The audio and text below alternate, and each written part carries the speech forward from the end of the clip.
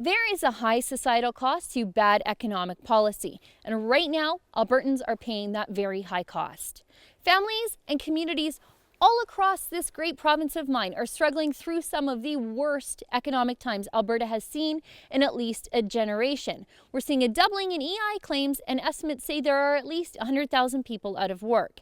Food bank usage has spiked all across the province. Some places like Fort McMurray are especially hard hit. They're seeing a 75% spike in the food bank demand.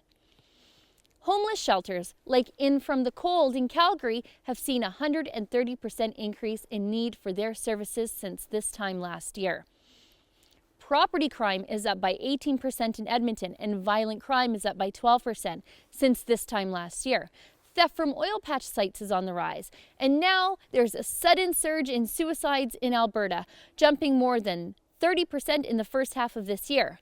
It's gotten so bad that the Wild Rose Party has called for an emergency debate in the legislature on the societal cost of this bad economy. So let's see what the Notley government is doing to mitigate some of these horrible problems in Alberta.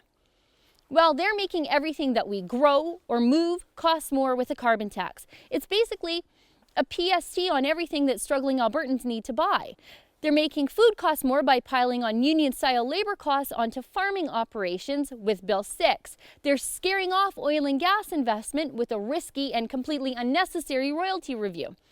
They're making it harder for businesses to create jobs through a raise in the minimum wage. They're stifling business growth with a raise in corporate income tax. The NDP is doing nothing to mitigate what's happening in Alberta right now. In fact, it would seem they're doing everything they can to make the societal problems in Alberta worse. But that's really what they want, isn't it?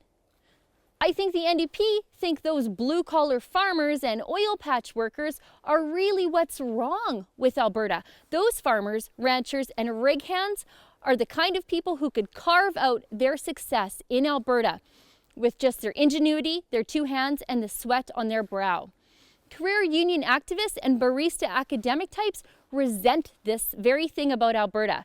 It's one of the last few places where your work ethic was all you needed to get ahead. And if the NDP have to collapse it all just to build it back up in their own way into their own socialist utopia, well, that's just the cost of doing business.